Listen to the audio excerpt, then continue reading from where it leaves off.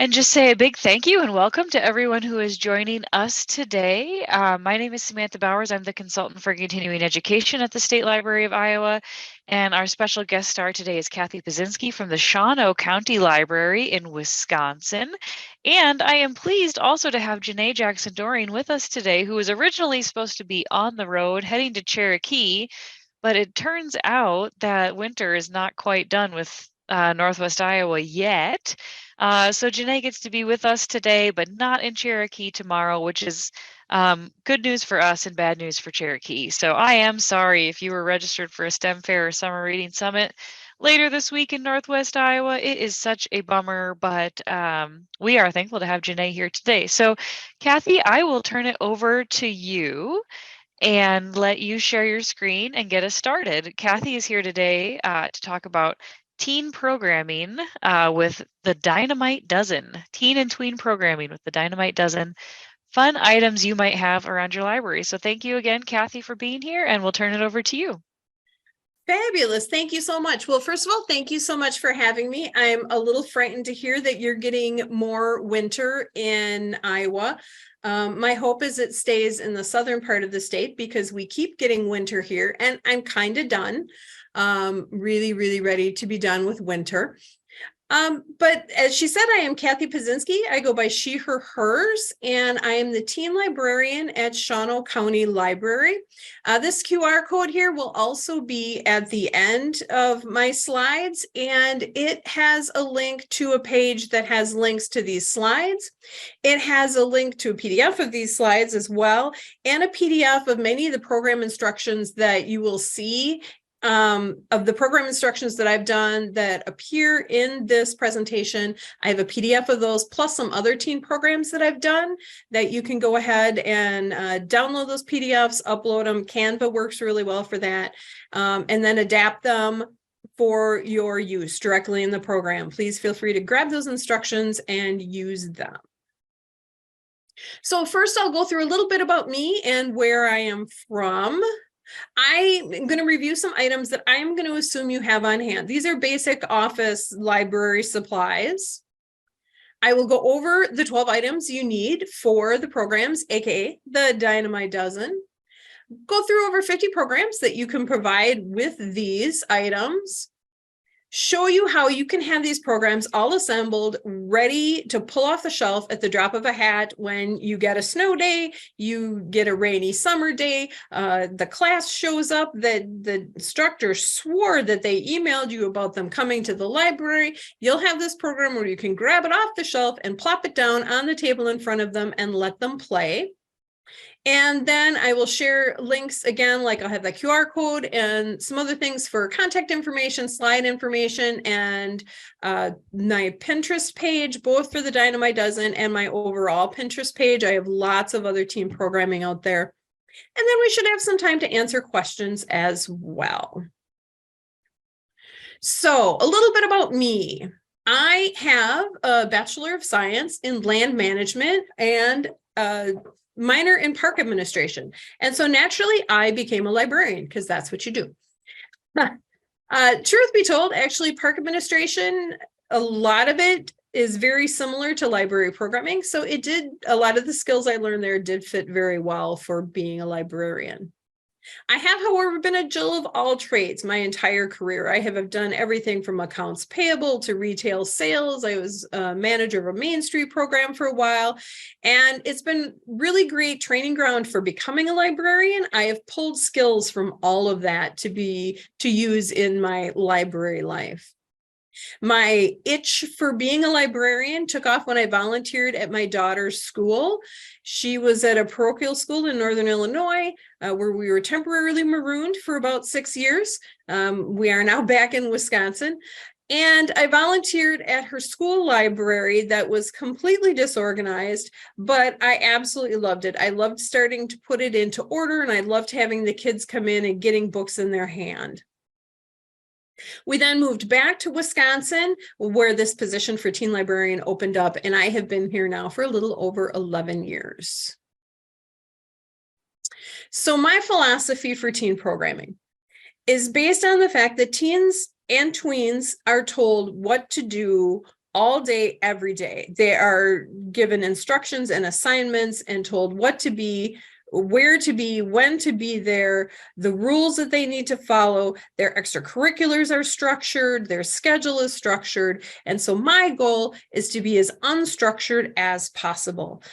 And so I try and keep my programming very open-ended. I try and leave it very open where it can be very self-directed. They can adapt the program, whether it's a craft or a game or whatever it is, to fit their abilities, their needs, what they feel like doing at that time, and to just let them be creative, give them an outlet to be themselves and to be creative, and to allow them to decompress.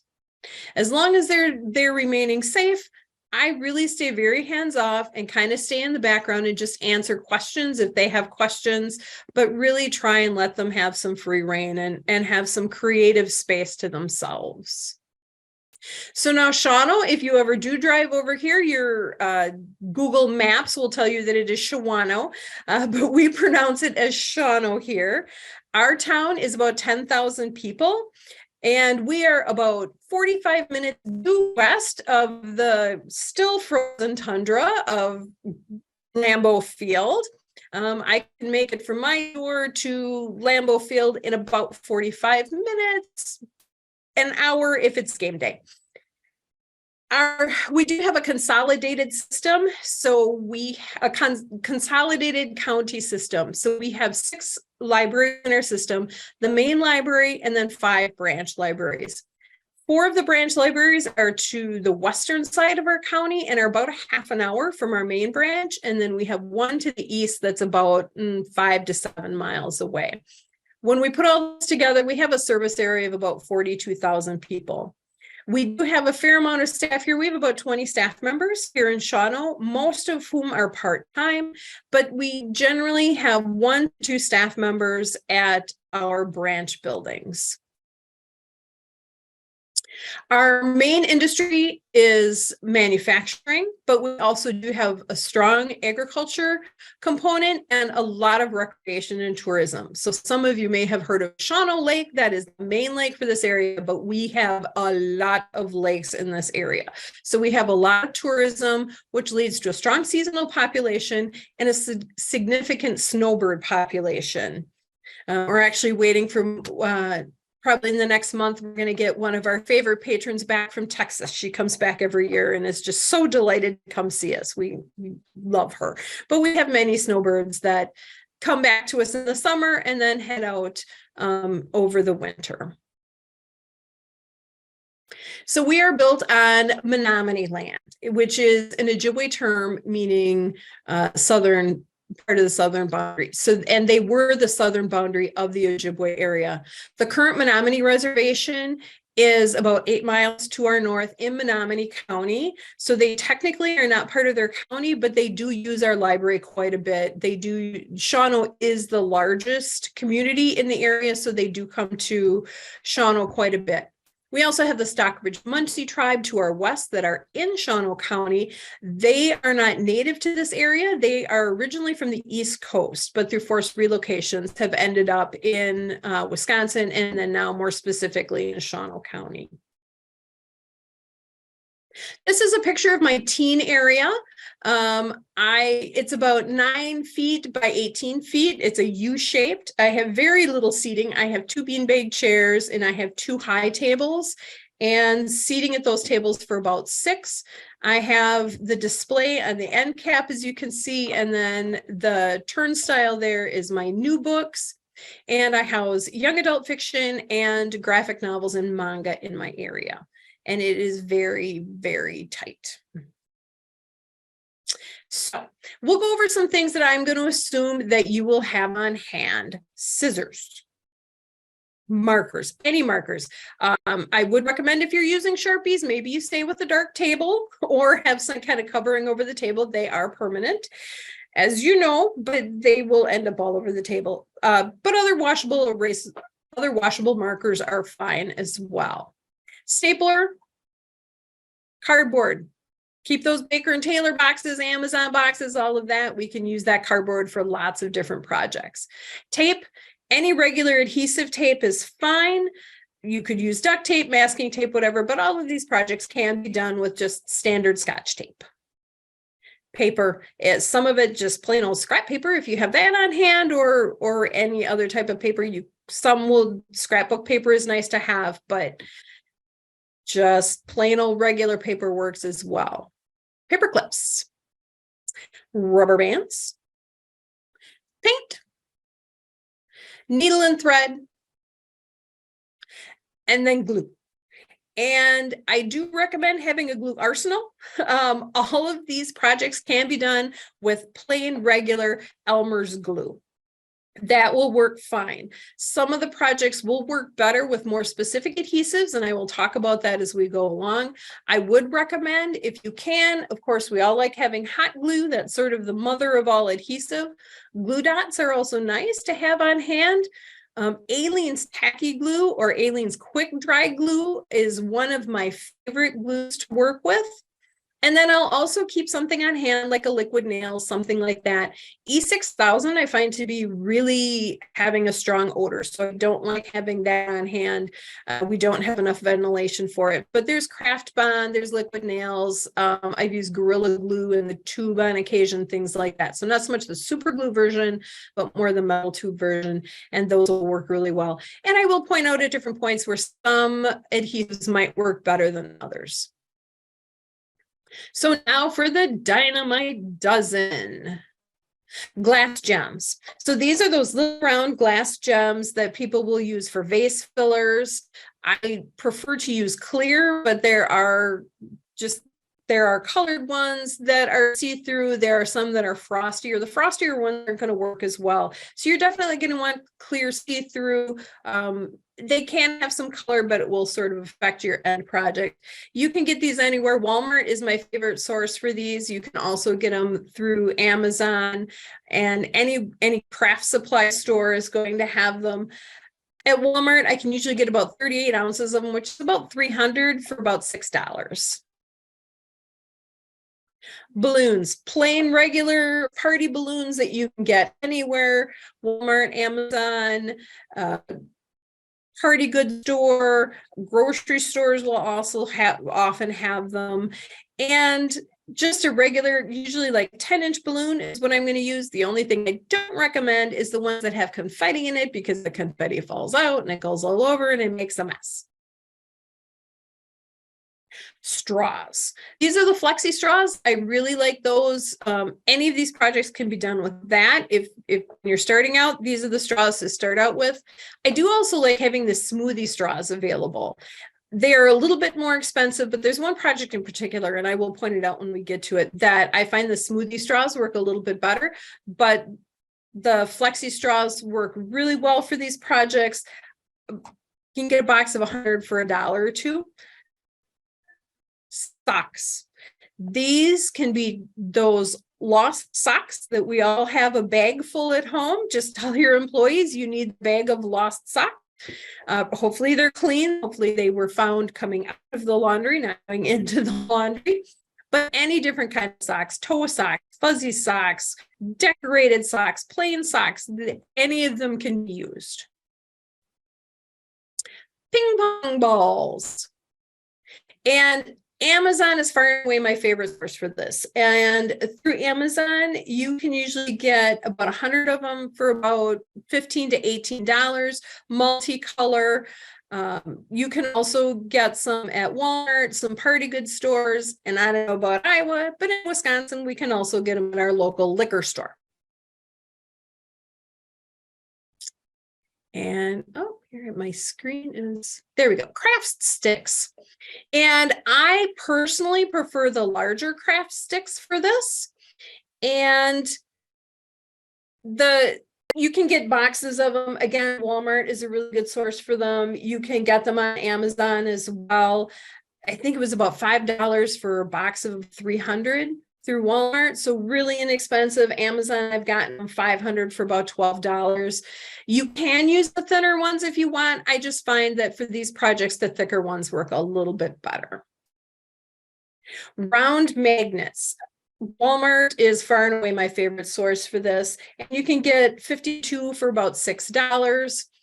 And they almost always have them in stock, which is nice. They're just in the craft section with all the little doodads and pipe cleaners and that whole kind of section, the same place as the craft sticks and the glass gems, all of that. So it's just the standard little round magnets. Googly eyes. You are going to discover through this program, I love Google eyes. So I recommend having all different sizes and shapes, and you can get assorted packages of them or get single packages of them, really a couple dollars for a really large supply of Google eyes. The one thing I don't recommend is the adhesive back ones. I find the adhesive just isn't enough, and you end up using some glue anyway, and it makes them harder to store. So I recommend Google eyes, but not the sticky back ones. Used books. I'm gonna guess you have a source for those. Not only save a couple of the novels, but also save some graphic novels as well, because those can come in handy. And even some manga that have black and white pictures, because those can be fun for coloring in. Battery operated tea lights. Amazon is my favorite place to get these. You can get 24 of them for about $8, but any place that sells wedding supplies, these are actually becoming far more common. So craft stores, wedding supply stores, Walmart will have them more so now too, but Amazon tends to be my favorite spot. If you're feeling a little splurgy, they even have ones that you can twist together that will be waterproof and will change colors. They're definitely going to be more expensive, but if you have a little extra budget, they can be really fun as well. Plastic cups, red Solo cups, does not have to be red, does not have to be Solo, just that style of plastic cup. And those you can get Walmart, Amazon, grocery store, wherever you are, really pretty inexpensive. I've gotten over 100 of them for about $10 before. So really easy to come by. And yarn. And this can be the basic $3-4 skein yarn. We do have a couple projects in here that I'll point out where I do prefer a little bit thicker yarn that you might be about $6 or $7 a skein, just because it's nice to have the thicker, more tactile fuzzy. But a lot of these projects can be done with just plain, simple, basic yarn. So now for our 50 programs. Actually, it's over 50 programs, but I have them slightly broken up into some of the materials that you're going to use, sort of categorized, but you will find it jumps around a little bit. But what you'll also find is that on the right side of the screen in the blue bubbles, you will see the Dynamite Dozen products that are used for the projects that are shown. And then along the bottom in the yellow bubbles are the items that I am going to assume you have on hand. And as I change through the different projects, you will see those bubbles change. So we're going to start with emoji magnets. Emoji magnets are one of my absolute favorite projects to do. It is so incredibly simple. You're going to take a glass gem, you're going to put a little adhesive on it. And this is one of those where the Elmer's glue will work. It's going to take longer to dry. They're going to be a little bit more slippery. I really like using a quick tack for this or liquid nails type of glue for this as opposed to the Elmer's. But Elmer's will absolutely work. Hot glue will work as well. You just have to work a little bit faster. You're going to put a little glue on the gem. You're going to use that to pick up the emoji, which you can also use any other type of picture. And then you're going to put a little adhesive onto the magnet and stick the paper of the emoji that's stuck to the gem, stick them together, and voila. One thing I will warn you about this, kids will make 68,000 of them. So depending on what you have on hand for supplies, you might want to restrict how many they can make. This is a fabulous program to use for back to school if they want to do locker magnets. If you're coming up to a holiday, for instance, a Mother's Day, something like that, where they're going to want to make a gift item, that can be done as well. You could even have them make a pretty little box to go with it. You can have them make enough and do a little bit of a tic-tac-toe. Use some scrapbook paper or paper, plain white paper that they can color and add some Google eyes, and you have little bugs. Or we can use those books that we're getting rid of. And again, it could be graphic novel, or it could be regular novels where we're going to be pulling words. What's really fun with this is when you look at the small circle, it's hard to believe that you're actually going to be able to read it, but because of the shape, it will magnify the words that are on the page. And so you will definitely get to see it. And it makes for a really neat display for that. You could even do a very itty bitty teeny tiny blackout poetry with them. You can even paint directly on the magnets. Now, this is one of those that if you are going to do this, I would recommend using pre-painting the magnets, either using a base coat on them or going ahead and painting them yellow. It does take several coats to coat the magnet, and then they could either use markers to put the little faces on, or they could use more paint.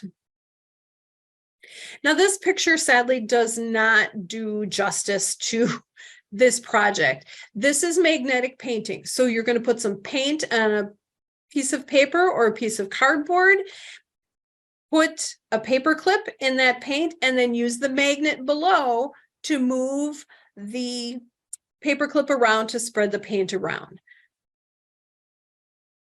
Now we'll do some straws. Straw bag clip. This I did as part of my Salute to Straws month, 1 month. And this is the project that I would recommend having the smoothie straws for. This is so incredibly easy. You slice one straw lengthwise. So you need 2 straws for it. Slice one lengthwise. Take the other straw that is not cut, fold the bag over that straw, and then pop the cut straw over the top of that, and you have a sealed up bag. So not only is it a great project that you could have out for teens or tweens, it's also something handy if you don't have a way to clip your bag of your rubber bands or your Google Eyes or whatever it is. Just take a little chunk of straw and you can close up your bag.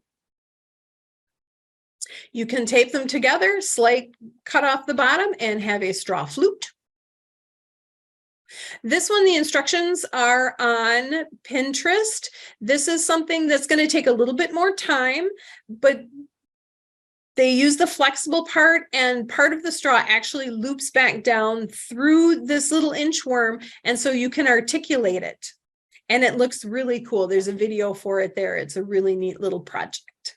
It is something that you are going to want to have a little bit more time for the teens to do, and might be not so much for the younger tweens, but getting up more into teens that are going to have a little bit more dexterity to work with it. Straw rockets. This is such a fun, simple program. It is scrap paper, markers, tape, and straws. And all you need is 1 straw per patron that is participating in the program, and they can make as many straw rockets as they want. I will warn you, you will be finding straw rockets everywhere, behind your books, under the benches, everywhere. But they're going to have a really good time. It's something they can be super creative with and shoot all over the place and have a lot of fun with. If they want a fancier rocket, they can do an origami rocket out of paper. Again, the instructions for that are on Pinterest. You can do regular paper flyers, and there's all different kinds of ways to do paper flyers. And this is a really fun way to do a STEM project. You could have them experiment with the length of the straw, the size of the loops. It could be something they could decorate. You could have a competition where they can see who's can fly higher, who's can fly farther. So there's all different kinds of ways to adapt a simple straw, paper, and tape to be a really fabulous program. Same with this one. You fold a strip of paper in half and you cut a small slit into the straw and you staple the paper into the straw and you have a twirligig. We can do straw painting. Now this is one, if you're using tempera paint, I would recommend thinning it out a little bit. And so you're going to use the straws and kind of spread the paint out, and then they can either just leave it like that, or they can enhance, like you can see where we have the face or we have splatters to make branches. There's all different ways they can do it. Or you can just add some little Google eyes and you have cute little monsters. I told you, I have a thing for Google eyes. I warned you, I really do. This is a fun project to do. This I did. I had this out. I put a passive program out every month that I leave out for the entire month. And this is what I had out this October. And it's just straws put together. And I did put a demonstration one out there. I used a plastic cup instead of the box at the bottom to hold it in place. And I had a demonstration model out there. So if they just wanted to come in and play, they could come in and play. If they wanted to make their own and play, they could do that. And they could certainly take any one that they made home and play with it at home as well. So not only are they making something, they're making something they can then play with. So it's a multi-purpose program. This is a straw finger project, and it is really fun. This is one where Scotch tape will work, but I do find something like a book tape or a packing tape is going to work a lot better. I also recommend having way more straws than you think you're going to need for this program, because it does take a little bit for the teens to kind of get the feel of how to cut those straws to get the notches so that the fingers can articulate. But again, this could be a fabulous STEM program where you could have them compete, who can pick up the smallest item, who can pick up the heaviest item, who can pick up the most items or pick them up quickly. So it's something you could really adapt for them to do as a competitive type program, or just let them sit and play and have fun with it. This is another one that I just left out on the table for a month that they could come play with whenever they wanted. Simple maze, and if you don't have like the little silver balls, you could use a paper clip or one of the gems or a ping pong ball. I actually did this in a record journal type of program. I did that over a summer one time, and they created a little maze in their record journal that they could then play with whenever they liked. You can have them use straws and cardboard and tape and ping pong balls, and they can make a roller coaster. What's fun about this is you could do it as a competitive thing where to see who can do the better roller coaster, or you could let it be cooperative and have them all work together and work on designing it together and creating it together. So it's something that could be both either competitive or cooperative. It could also be a really fun family project where you would have families come in together and work on it. They can create rafts and float to see how much they can float. And now we can get to plastic cups. A lot of these programs are going to be minute to win it type programs, which are the absolute gift that keeps on giving. Now, I'm going to give you a little warning on this one called Unstack 'em. This is a really fun game to play. I do, however, recommend, the first time I did this, the name through minute to win it was called Yank Me. And my director kind of thought that maybe Yank Me is not the best name for a teen program. Not wrong. So I renamed it Unstack Them. And what's fun about minute to win it programs is they are highly adaptable. You can change the number of cups that they use. You could change the amount of time that they have. You can change, if you're using a thinner paper, it's going to be more challenging, where if you're using a thicker card, it's going to be a lot easier. And this is true for all minute to win it games. They are highly adaptable for the age group that you're working with, for the ability that they have, or for how much they want to do. You can even put these things out and let them adapt them and create the rules themselves. Again, letting them flex that creativity. So on the left, we're unstacking cups, and then the next one, we are stacking cups, or we are stacking cups. Now we're going to add some ping pong balls into the program. This, we're going to use a straw and the ping pong ball for hover ball. I have the science on there as to why it works. This is actually more challenging to do than it looks. It's a really fun program. If they're really struggling with getting the ball to hover, they can make a little cone out of paper to put along the tape to the top of the straw, and that will make it a little bit easier. One thing you might always want to specify with this, because the straw is going in their mouth, throw away their straw when they're done. You wouldn't think you would need to tell people that, but sometimes with teens you do. And here we're going to use the straw. We're going to blow cups off of a table. Again, completely adaptable. How many cups? How far they are from the cups? All different ways like that, that you can change how challenging this program is. We're going to use balloons and ping pong balls. And now we're going to use balloons and cups. So you can kind of see a theory. If you have ping pong balls, balloons and cups, there are all kinds of different programs you can do. And again, they can be very family oriented. I find minute to minute games hit all age ranges. They all have a really good time with it. This is one called In the Cup, and they're bouncing balls on the floor and catching them in the cup. The first 3 are easy. 4 and 5 get a little bit more challenging because they bounce off the cups and pop out. Okay, now I understand this looks like beer pong. It really does. In Wisconsin, we call that training. You can decide if that is going to work in your community or not. There's a lot of different ways that you can adapt it so it looks less beer pong-ish. You could spread the cups out so it looks like a tic-tac-toe. You could put letters on there so they're spelling words out. All different ways that you can adapt this program. Spread the cups out with different point values all over. A lot of different ways you can adapt this so it looks a little less beer pong-ish. Roll ping pong balls across the table into cups. This is a program I recommend doing outdoors or somewhere you have a hard floor because it involves water. And you're going to put water in the cups, set the ping pong ball on the first cup, and then they have to use their breath to skip the ping pong ball across the water.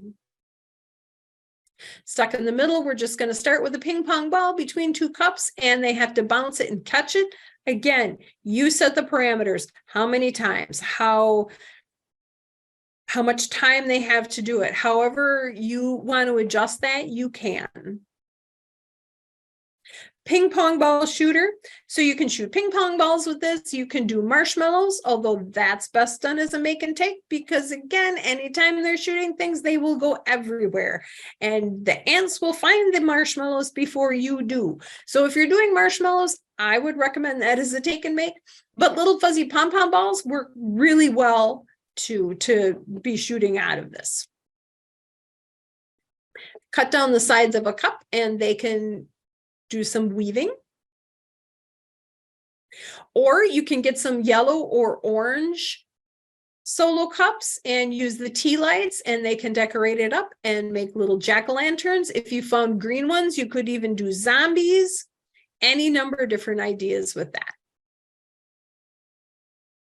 Battery tea lights. This is a really fun project. And they're just going to create a hole in the bottom of the ping pong ball. And one of the most important things when you're putting the instructions out for this is I have them use the pointed scissors to start this, or you could have them use an awl, but you need to stress the word gently. Gently poke the bottom of the ping pong ball and twist it to create a hole. Don't jab it in there.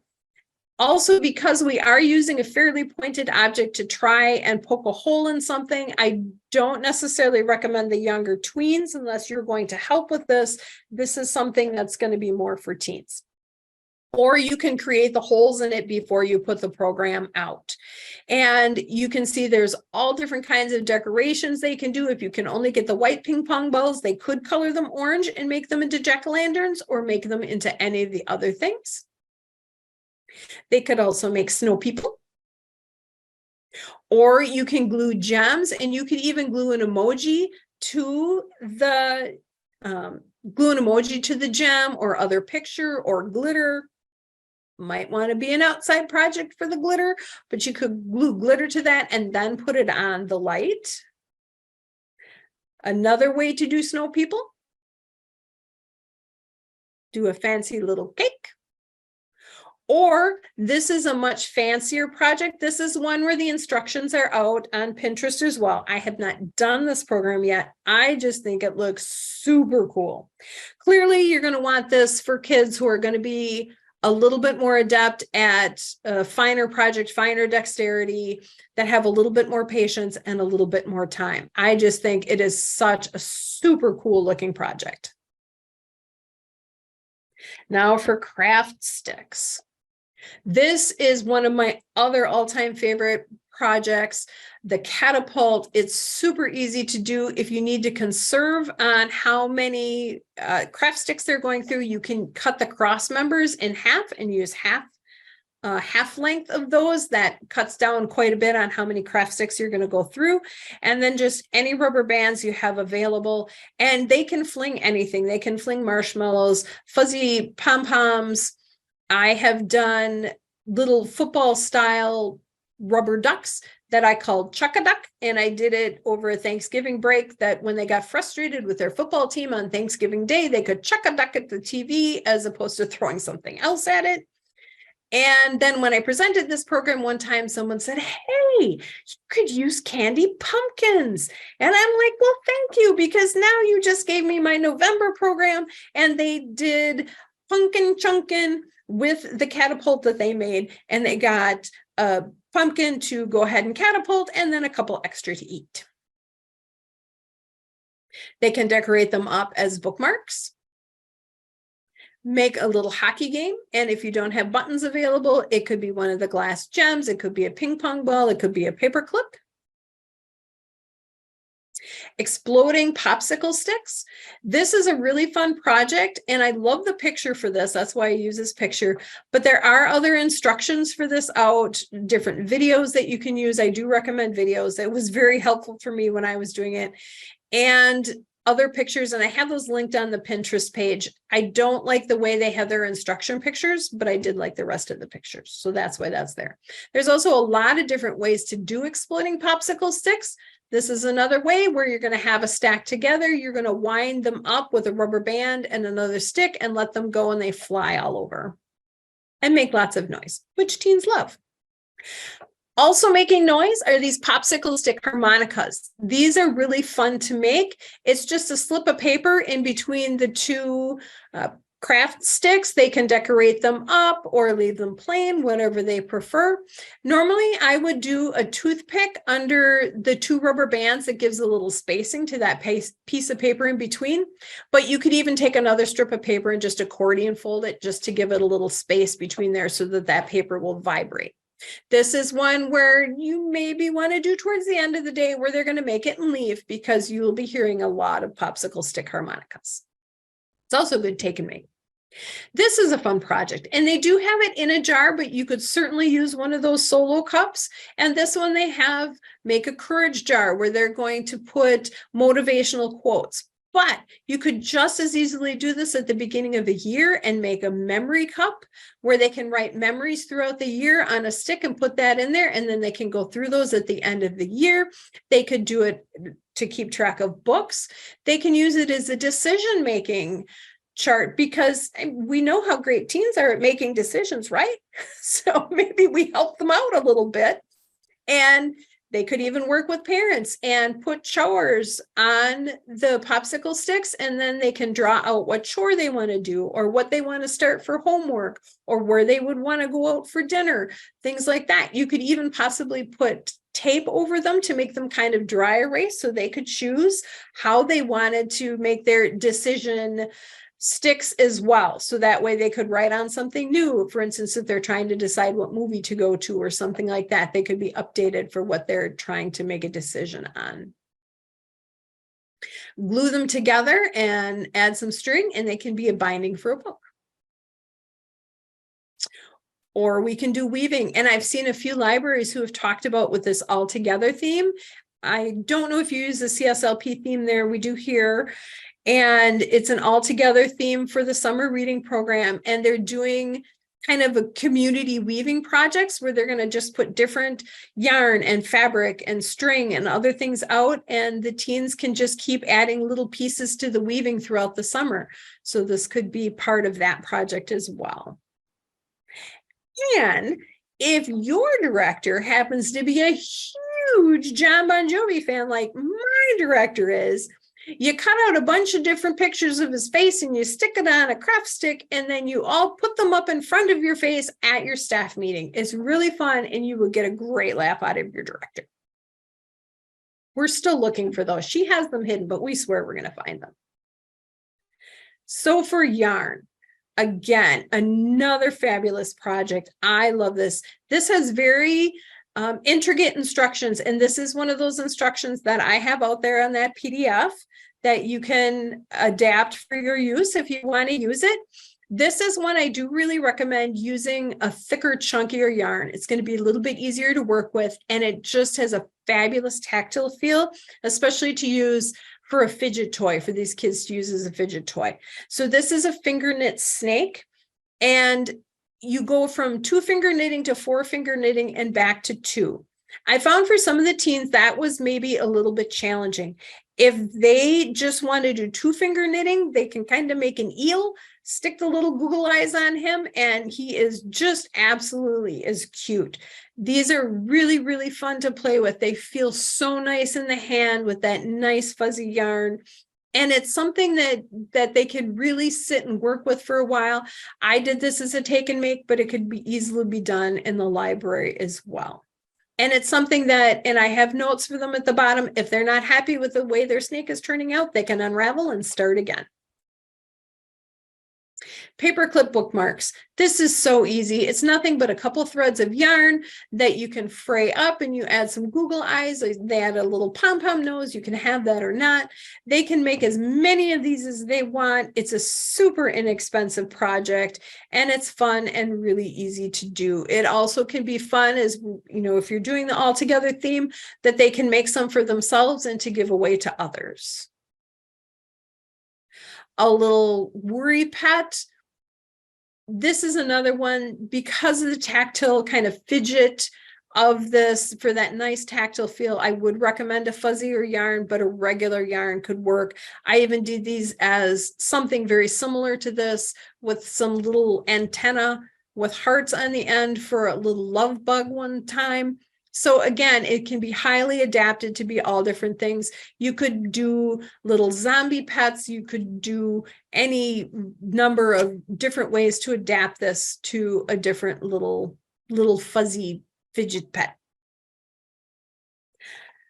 Yarn pull art. I don't know if any of you have done yarn pull art. This is so fabulous to do. You're just going to go ahead and you're going to get some paint on the yarn and take a full sheet of paper, fold it in half.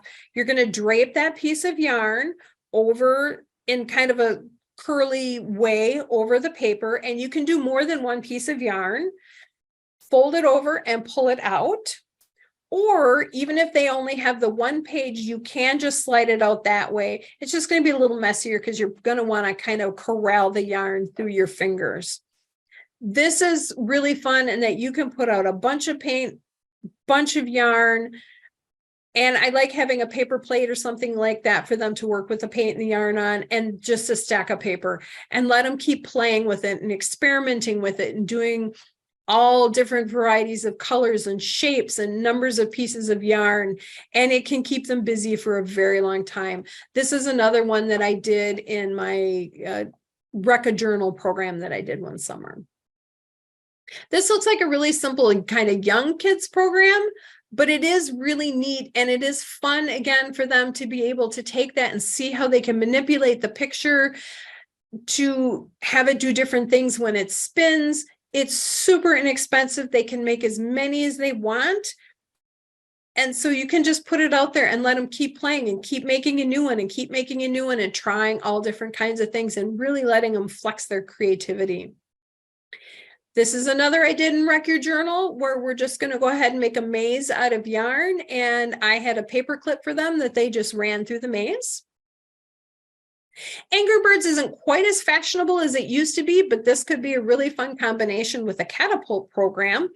And even though the Angry Birds aren't quite as popular as they used to be, they're flinging things. And I find most teens are pretty happy to fling about anything you tell them that they are allowed to fling. Chicken in a cup. Okay.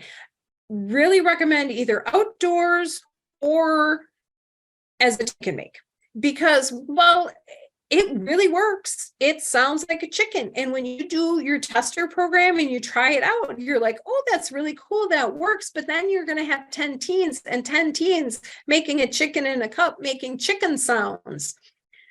I recommend it as a take and make. But depending on your space, you might not mind having 10 chicken sounding cups. That's totally up to you. Just some glue and some yarn, put that around the end of a cup and let that dry, and they have a little basket, or they could even add a tea light and have a little tea light holder. Or they can use either in a cookie cutter or a freeform shape and make different shapes. And again, all it is glue and yarn. Googly eyes. Eye bombing. So much fun. And this is something where you could even have them submit their pictures, or they could just play in the library. In this case, I had them use the blue tack, but you could easily use, I would recommend the magic tape as opposed to regular Scotch tape. You just want to make sure to give them parameters to not do any damage, not do anything permanent. They have to put them on, take a picture, and take them back off. But it is a super fun project. They can do it in the library. They can do it in the community. So it could be a great take and make as well.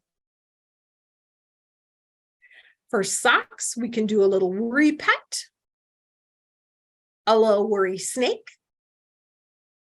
We can do a hacky sack. This is one I'm going to do this summer for all together. And you cut off the toe of a sock, you shove the rest of the sock in it, and you stitch it up, and they have a little hacky sack they can play with. Plus, it teaches some sewing skills. They can make a little coffee koozie. Here I had buttons added to it, but you could use yarn or thread or embroidery or whatever you wanted to add to embellish it. It's just a little bit of glue at the bottom, or if you have fancy socks, sometimes that's enough. Here we just have some fuzzy socks to keep their hands warm. For used books, I love blackout poetry, and this is straight up blackout poetry. I've also done this as a button program, or they can do a much more artistic version. Just always make sure to very clearly mark your books what are allowed to be cut up for blackout poetry so that they're not pulling books off the shelf to try and do it with. And they can either do blackout poetry on circles or just plain circles and make a wall hanging. And so now we're going to put it all together because you're like, well, this is great. So there's all these programs, but then I'm running around trying to get it all pulled together at the last minute. But that is not what you're going to do, because you're going to have a couple of these programs all put together, packaged up so that you can just run back to your desk or your storage area, grab one off the shelf and put it out. And so you can put these programs together on your time frame when you have a slower time, or you have an availability where you're not having to work with patrons quite as much. So you can put them together on your schedule to have them available on their schedule. And you could change, one or two of them up every month or however you wanted to do it. So just the simple plastic shoebox size, I got 10 of them the other day for about $11 at Walmart, and they stack up beautifully. You can have them all labeled. I have the instructions right on the box, and it's just all ready to go. We serve coffee here, so we tend to have a lot of coffee containers left. And so basically free, because we use the coffee, we have the container left. And so it makes for really nice storage. It also makes for really nice putting programs out, and I can just write the program name on the handle and have a whole bunch of them stacked up on my shelf. The emoji magnets, I've even gotten as small as one of the little plastic pencil boxes so that you could easily take it for an outreach program as well. This is one of my favorite ways to package these, and these are those 12 by 12 plastic scrapbook containers, and I use the plastic paper inserts and tape one to both the top and then the inside, so I can have instructions on the top or just the title of it on top and then the instructions on the inside, so they pick it up, they open it up, and they can see the instructions right there. And you can even get those stacker units. I have a stacker unit with 6 scrapbook boxes that fit in there, so I can have 6 programs ready to go at any time in a very small footprint. And then I can just change them out as I have different time to do it. So again, I can set them up on my schedule so that I have them ready on their schedule. Other container options, again, those pencil boxes are really nice to use. Food storage containers. There's some nice flat rectangular ones that work really well that I really like that I've used. The plastic shoe boxes for small items like your Google Eyes, things like that. Empty Play-Doh containers are fabulous for that. Disposable condiment containers I've used a lot, or if you need to send glue home or paint home, those work really well for that. And then if you go into any area where they have jewelry making supplies, they'll have those little tiny Ziploc bags, and those are super handy to have on hand as well for keeping together the smaller items that you would use. So a few last thoughts on team programming, and this is team programming overall. Think of this as cooking and not baking. So when you're baking and say you change up flour, you can drastically change and possibly even ruin the product you're going to come out with. Whereas cooking, you can easily swap out, you use a different kind of oil, it's going to be fine. You use scallions instead of onions, it's going to be fine. There's a lot of flexibility. So think about your team programming that way. Use what you have on hand. You want to make the little paperclip bookmarks, but you don't have yarn on hand, but you have a whole bunch of embroidery floss from a few years ago. Use the embroidery floss.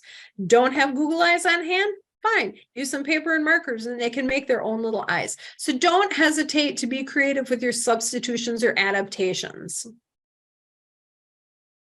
And lastly, caution, you will have programs that fail. It does not mean that you're a failure. It absolutely happens to everyone. You will have more successes than failures over the time. It might have just not been the right time for that program for the audience.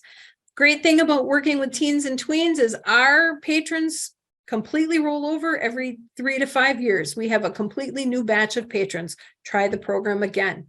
Maybe it was the right program, but it was at the wrong time. Suddenly they made state finals, and so everyone was gone for the day. That happens.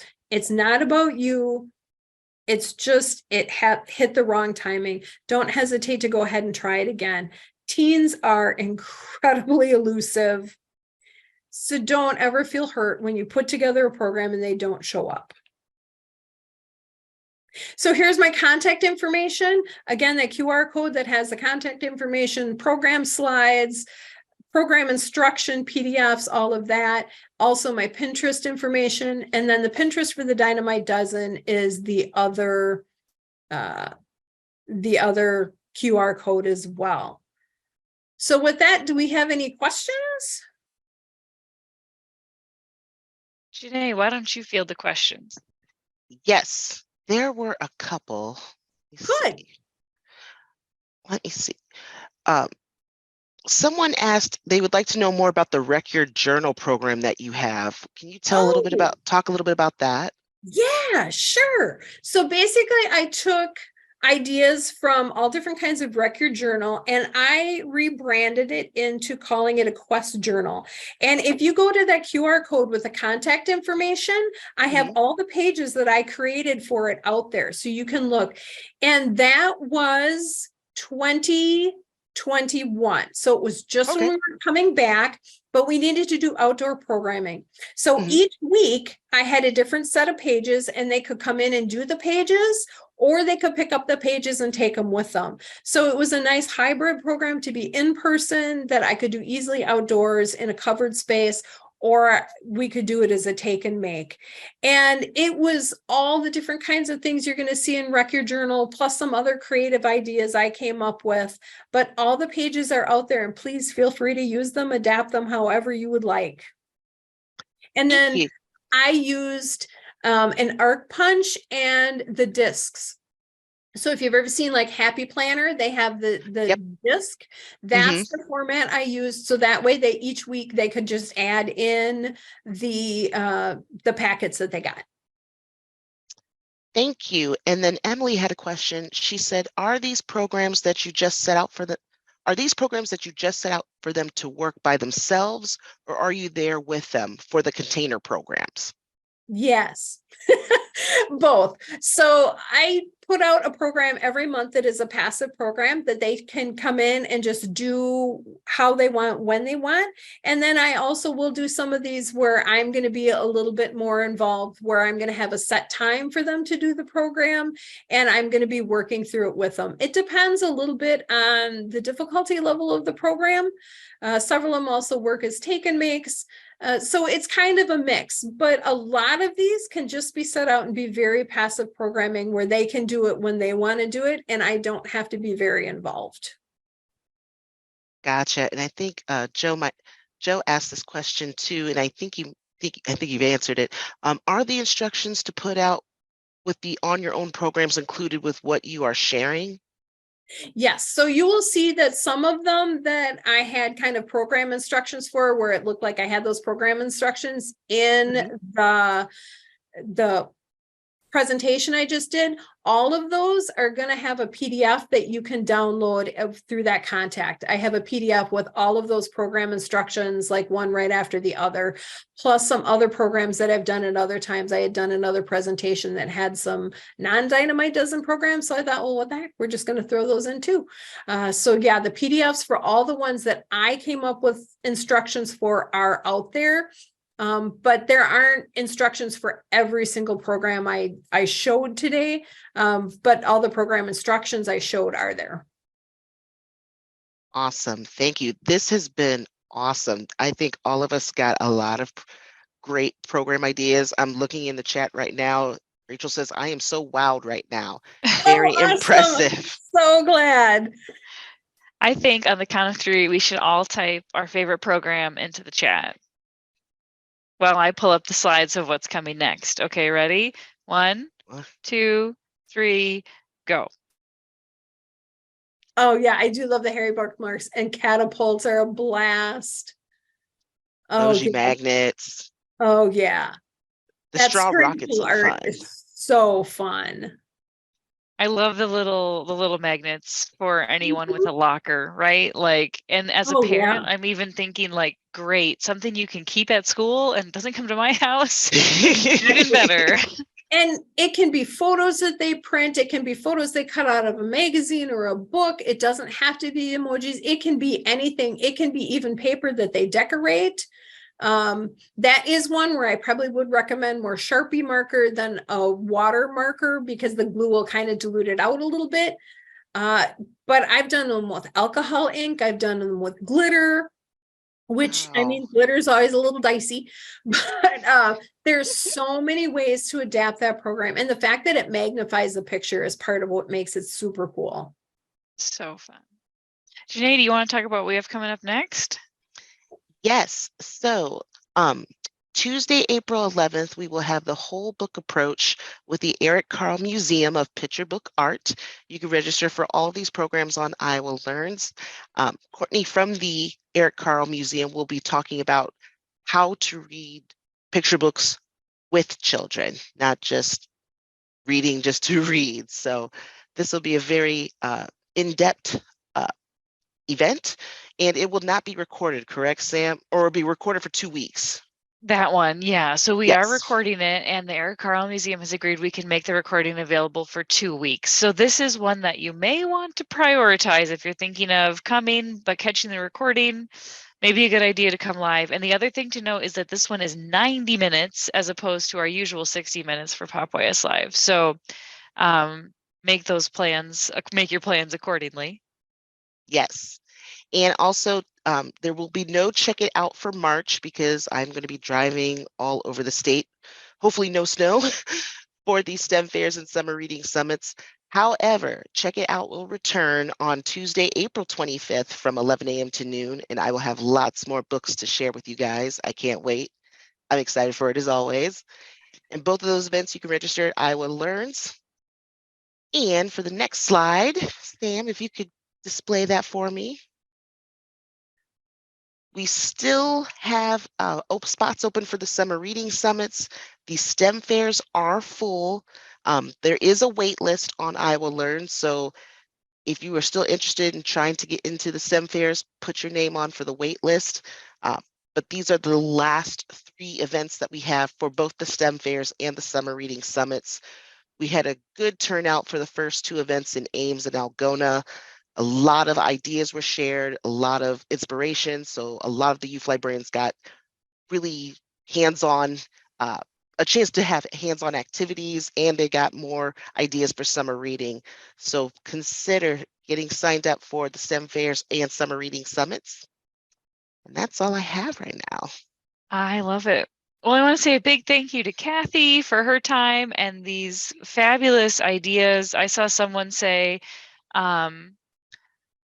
I always worry that the stuff I pick out is too kiddie for teens. So thanks for helping with that worry. And I loved what you said at the beginning as well, that, you know, teens have so much structure in their lives, from practice to school to home to Yes. whatever, that giving them that space to kind of, I think Janae would say, hang out, what is it? Hamago, hang out, Imago, hang out, geek out, mess geek out, around. mess around. There it is. Yeah.